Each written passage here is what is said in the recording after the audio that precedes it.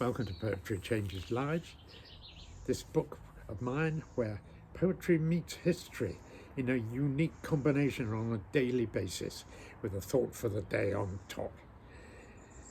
On this day in AD 750, I'm talking about Chinese literature here because the great Chinese poet Du Fu was writing his verses.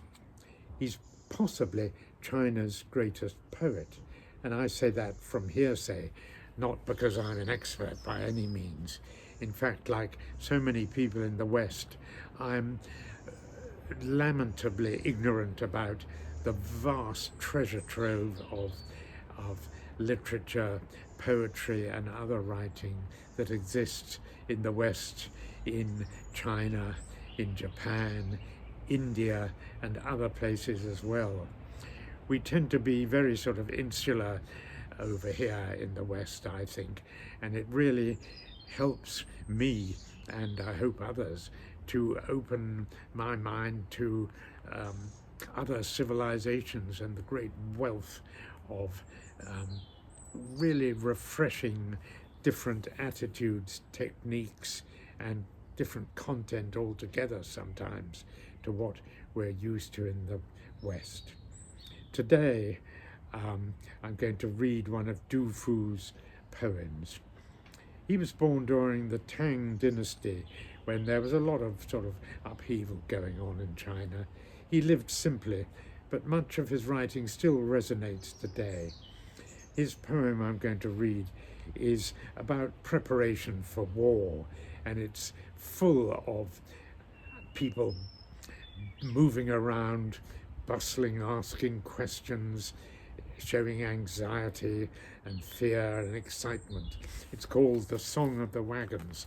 It's in translation, of course, but I think it's still pretty good. See what you think of this. The wagons rumble and roll, the horses whinny and neigh. The conscripts each have bows and arrows at their waists. Their parents, wives and children run to see them off. So much dust stirred up, it hides the Xinyang bridge. They pull clothes, stamp their feet, and weeping, bar the way. The weeping voices rise straight up and strike the clouds. A passer-by at the roadside asks a conscript why. The conscript answers only that drafting happens often. At 15, many were sent north to guard the river. Even at 40, they had to till fields in the West. When we went away, the elders bowed our heads.